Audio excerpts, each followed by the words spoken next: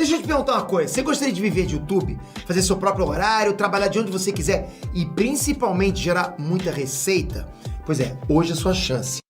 E hoje a gente vai falar sobre o livro A Dama da Liberdade, né? Que conta a história da auditora fiscal do trabalho, que é a Marinalva Dantas, que durante quase 10 anos comandou um grupo do governo federal responsável por combater o trabalho escravo no Brasil. E ela libertou mais de 2.300 trabalhadores escravos no Brasil, né? É a história dela. Isso foi quando? Cara, isso aí, ela fez esse trabalho entre 95 até 2004, por aí, entendeu?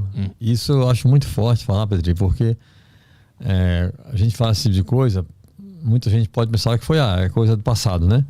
Anos 60, anos 70, não. Isso aí é pleno século XXI, entendeu? E até hoje ainda tem, né? Sim, cara. Hoje é muito difícil você saber, né, exatamente quantos, porque como é uma prática ilegal, né, não tem nada registrado, né, assim. Mas pela quantidade de operações, pela quantidade de pessoas que já foram libertadas, estima-se que hoje no Brasil a gente tenha cerca de 170 mil pessoas escravizadas. Essa escravidão, ela não tem nada a ver com a escravidão que acontecia no período imperial lá. Ela não é baseada em raça. Ela é baseada em classe social. Exatamente. E tem até pesquisadores, estudiosos do tema, que consideram a escravidão contemporânea, atual, pior do que no passado, da época dos negros, né? Por quê? Né? Para ninguém me interpretar mal. Porque na época da escravidão negra, o escravo, ele era um bem do senhor de engenho, né? Ou do fazendeiro. Porque ele comprava o escravo. Ele pagava pelo escravo. Então, obviamente, por mais que fosse uma coisa vil, torpe, inaceitável, né? E cruel, mas o dono do escravo queria o escravo com saúde para poder trabalhar para ele. Afinal, o cara pagou por aquilo, né? Ele não queria que o cara morresse, né? Que o escravo morresse. Hoje em dia, nem isso tem mais. Por quê? Porque os caras não gastam nada, né? Qual é o esquema? Tem uma figura nesse mundo do trabalho escravo contemporâneo chamada gato. O gato é o cara, né? O capanga, digamos assim, do fazendeiro, do usineiro, que vai no interior bravo do Brasil, onde a miséria está cada vez pior, inclusive, oferecendo emprego às pessoas. O cara chega numa cidade muito pobre, miserável, nos interiores do Brasil, e diz, não, eu trabalho na fazenda, é sempre um lugar muito longe daquela cidade onde ele está, né? Tem casos, por exemplo, no livro, que o cara foi na fazenda, recrutou trabalhadores e levou para o Maranhão, né? Da Bahia para o Maranhão. E ele chega lá e fala, eu trabalho na fazenda, no Maranhão assim, a gente precisa de trabalhadores rurais e braçais, ou seja, você não precisa ter nenhuma qualificação profissional, né? Basta ter vontade de trabalhar. A gente paga salário mínimo e alojamento e comida. Cara, o cara tá na cidade dele, sem nada, passando fome, vai, né? E aí quando chega na fazenda, tudo que o cara prometeu não tem. Não tem salário, não tem carteira assinada, não tem comida, não tem alojamento, não tem nada. Pega aquele bando de peão, coloca na fazenda, longe de tudo, fazendas gigantescas, longe até dos centros urbanos da própria região, com gente armada vigiando tudo. Se o escravo tentar fugir, o cara mata, né? E aí, assim, como o fazendeiro não tem nenhum gasto com isso, né? Ele não pagou para ter o escravo lá. Então, cara, se o escravo se rebela, ele mata. Tem casos assim, grotescos, não tem alimentação. Os caras bebem água de córregos, água suja, dormem no meio do mato, em cabanas. Assim, é uma situação muito, muito séria, cara. Dessas histórias que está nesse livro da Dama da Liberdade, tem casos de rebelião generalizada, que houve uma chacina, digamos assim, de escravos ou não? Não, porque eles não se rebelam a esse ponto, né? O que acontece é de um ou outro fugir, né? E aí, cara, quando acontece fuga de escravos, é muito comum os fazendeiros mandarem matar o fugitivo, né? Teve uma operação da Marinalva, por exemplo, depois a gente pode mostrar aqui as fotos. Teve uma operação na Marinalva que a equipe dela chegando na fazenda, por pura coincidência, né? No caminho eles encontraram, numa estrada de terra, encontraram um trabalhador morto. tinha sido muito recente, o sangue do cara estava fresco ainda na terra, né? E esse cara tinha fugido da fazenda para a qual ela ia fazer a operação, entendeu? Sim. O cara fugiu da fazenda, o dono mandou um pistoleiro atrás do cara, um capanga, e matou o cara. Tem um caso, Petri, que é assim, do ponto de vista humano, para mim é uma das piores histórias, velho. Que era uma fazenda no Mato Grosso, um dos escravos fugiu, né? O dono conseguiu capturar o fugitivo, trouxe de volta para a fazenda, e aí, para dar exemplo para os outros escravos, ele amarrou o escravo fugitivo numa árvore, chamou todos os peões da fazenda para verem o que ele ia fazer. O cara pegou a motosserra e serrou o escravo e a árvore ao meio. Com a motosserra, o cara partiu um ser humano ao meio para dar exemplo para os outros. Quem fugir, acontece isso. É nesse nível. E agora, por que isso continua acontecendo? É difícil fiscalizar ou existe algo por trás disso? Cara, tem muita coisa, né? Tem muita coisa. É difícil fiscalizar porque o Brasil é muito grande, né, cara? E os estados onde o trabalho de escravo rural, porque também tem um trabalho escravo urbano, né? A gente em São Paulo tem muito essas coisas, essa oficina de costura, né? Sim. No centro, com bolivianos, peruanos, né? Que é outro tipo de escravidão também.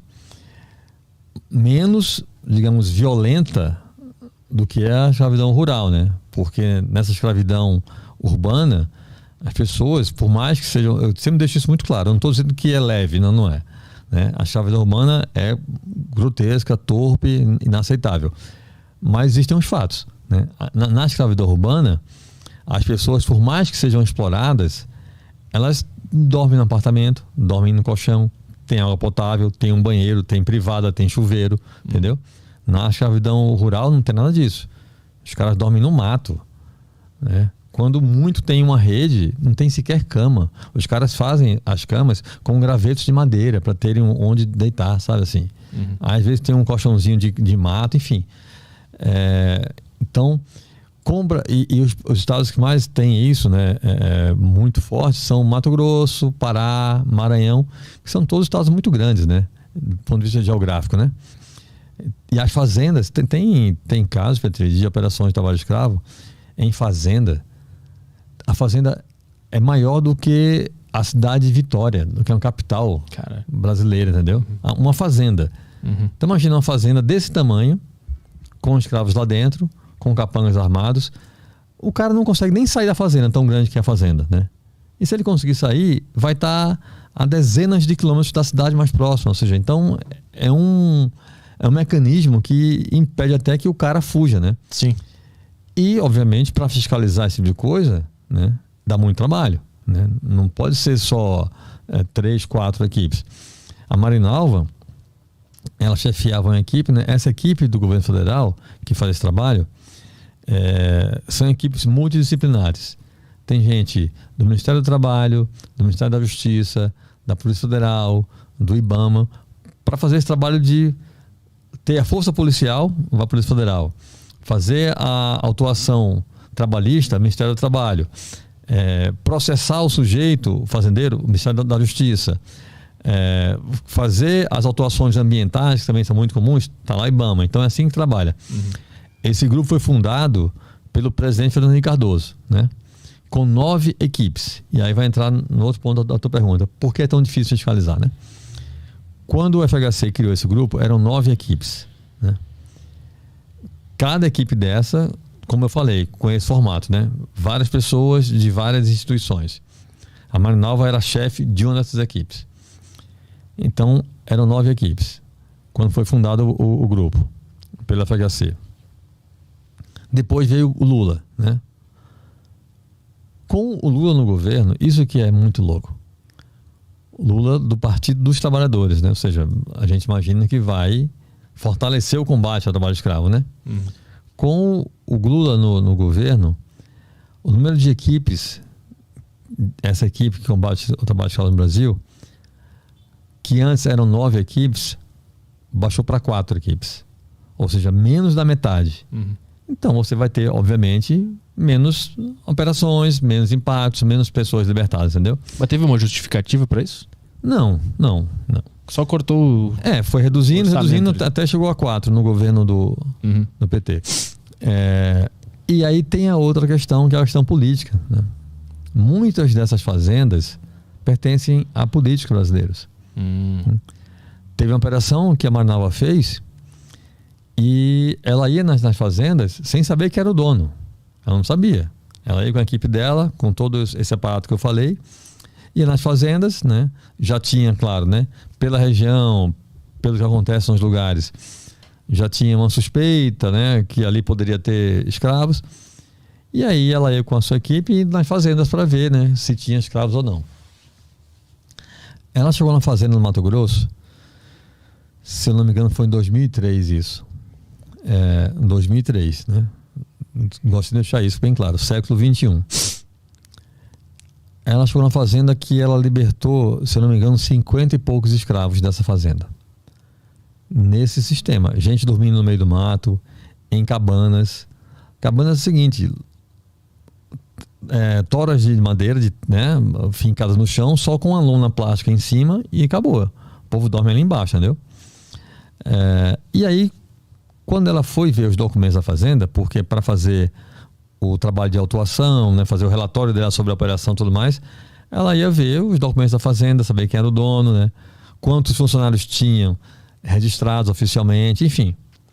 Quando ela pegou os documentos da fazenda, o dono da fazenda era o Jorge Pisciani, deputado estadual do Rio de Janeiro, que na época era o presidente da Assembleia Legislativa do Rio de Janeiro. Não é um deputado do Acre, é um deputado do Rio de Janeiro, super conhecido, e que na época era o presidente da Assembleia Legislativa do Rio. Ela fez o relatório dela, e ela chegava nas fazendas e só saía depois que o dono da fazenda pagasse tudo que devia aos escravos, porque tinha gente trabalhando anos sem ganhar nada, entendeu? Então ela entrevistava os escravos. Você está aqui há quanto tempo? O cara dizia o tempo que estava trabalhando, ela fazia lá os cálculos, deve isso a esse sujeito. Pegava todos eles, perguntava, está aqui quanto tempo, registrava tudo e a dívida é essa. Ela e a equipe dela só saíam da fazenda quando pagassem os escravos. E enquanto eles estivessem lá, a fazenda não produzia nada. Ou seja, ela obrigava o cara a pagar para se livrar do problema. Porque enquanto ela estivesse lá com a Polícia Federal, com o IBAMA, com todo mundo, a fazenda estava parada. Então o cara estava tendo prejuízo. Sim. Ela forçava o dono a pagar. E aí, viu lá o nome do Jorge Pisciani, falou para o gerente da fazenda, né? Porque os donos nunca estão na fazenda, né? Ficam na cidade. Falou, é o seguinte, avisa ele que a gente só sai quando pagarem. Avisaram, né? Pro dono da fazenda, né? Pro deputado, né? Pouco depois chegou um avião com advogados para negociar. Na fazenda, né? Um aviãozinho pequeno. Negociaram, pagaram tudo que deviam, beleza. Aí vinha outra parte linda do trabalho dela, cara, que é tirar os escravos, literalmente resgatar os escravos. Ela alugava ônibus, armava caminhão, o que tivesse na região ela alugava, pegava, colocava os escravos dentro daquele veículo e levava os escravos para suas casas, onde quer que eles morassem. Se fosse a operação no Mato Grosso, o cara morasse no Maranhão, ia levar o cara no Maranhão, entendeu? Ela falou, cara, é um trabalho lindo, velho, coisa de cinema, assim. E aí, como sempre acontecia quando ela fazia operações grandes, a imprensa dava o trabalho, né? Dava a matéria da operação, né?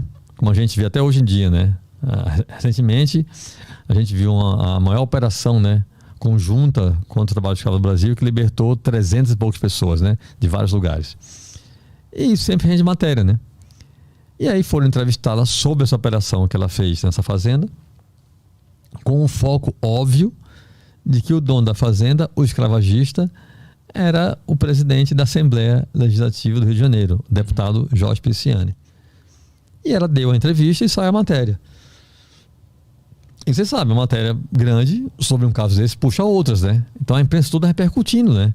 Cara, o presidente da Assembleia Legislativa do Rio, os artistas da TV, do Teatro Rio de Janeiro, fizeram um protesto na frente da Assembleia. Foram lá Camila Pitanga, um monte de atores, sabe assim?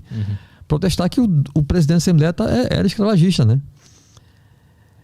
E aí, Outros veículos de imprensa foram procurar a Marinalva para poder dar entrevista sobre o assunto e ela falando com todo mundo, né? E aí, cara, o assessor direto do ministro da Justiça, que na época era o Jacques Wagner, do governo do PT, na época era Lula presidente, o assessor ligou para a Marinalva e falou para ela parar de dar entrevista sobre esse caso do Pisciani, que ela estava proibida de dar entrevista sobre o caso. Ela falou, não vou parar, vou falar sim. Por quê? Porque o Pisciani era aliado do PT, era aliado do Lula. Sim. Você vê a que ponto chega a coisa, né?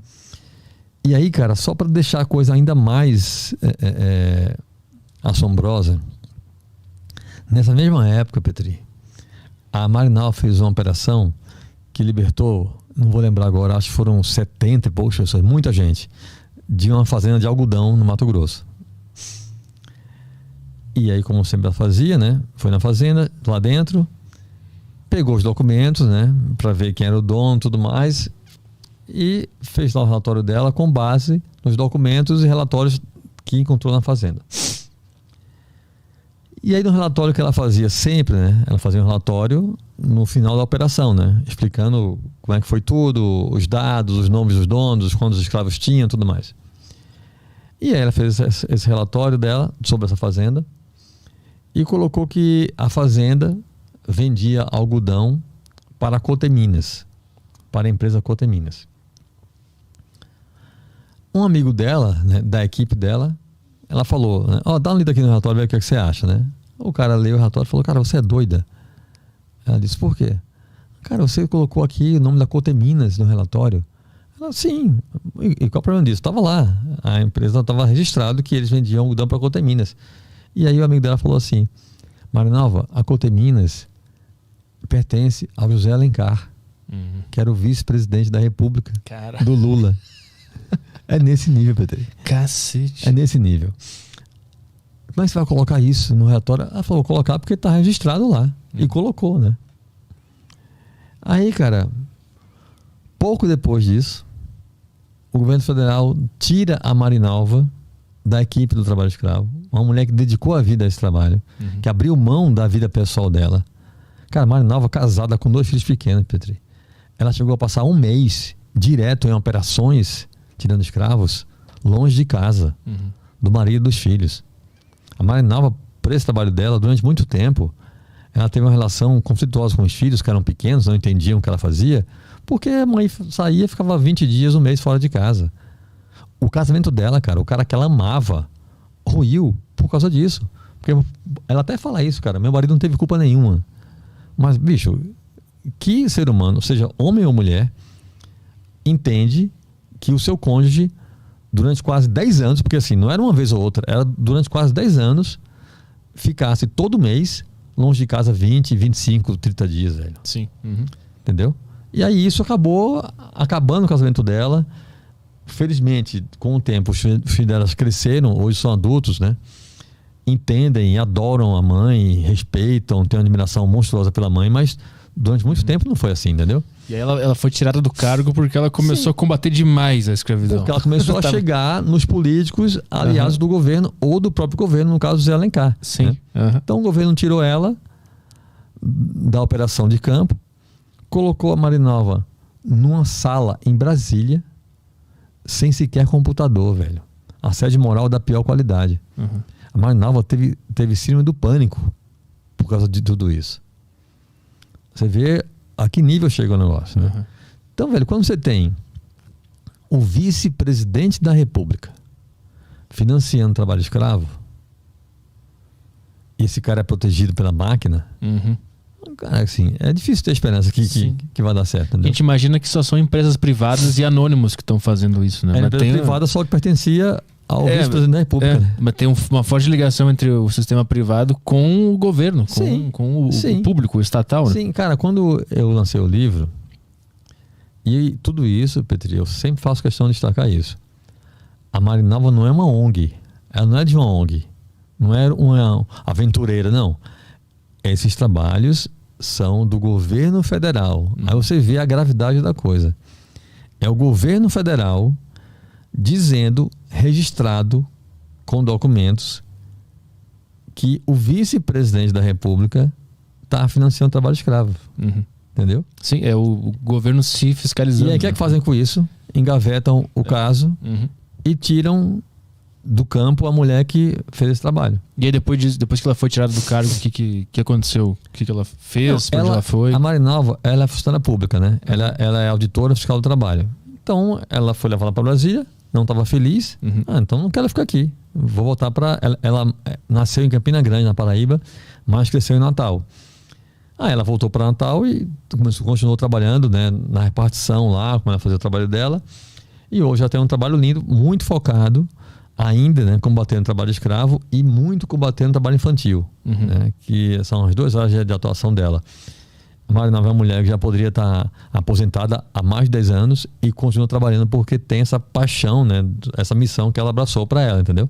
Mas tá tudo bem, ela tá viva ainda, tá fazendo as coisas. Tá viva, trabalhando pra caramba, assim, é uma mulher admirável, cara. Porque fica com receio das ameaças de morte que ela deve ter recebido ao longo da carreira, né? Muitas durante as operações, né?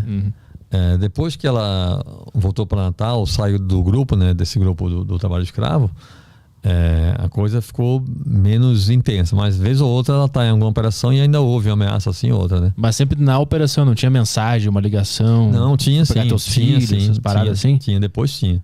Acontecia de ligação. Uma vez, e veja que curioso, cara, eu tava fazendo o meu livro O Nome da Morte, né? Que a gente falou aqui da outra vez. Para quem não sabe, é um livro sobre a história de um assassino de aluguel, né? E aí nesse mundo da pistolagem, eu pesquisando para esse livro, eu descobri que uma vez a polícia pegou no Pará um matador de aluguel com uma lista de pessoas marcadas para morrer. E tinha vários nomes nessa lista. E um dos nomes era da Marinalva. Eu nem conhecia ela nessa época ainda. Caralho. E tu avisou ela depois que tu conheceu ela? Sim. Não, e ela falou que não sabia disso, já tinha me dito isso. Mas nunca chegaram a tentar fazer algo com ela? Uma emboscada, nada? Não, se tentaram, não deu certo, né?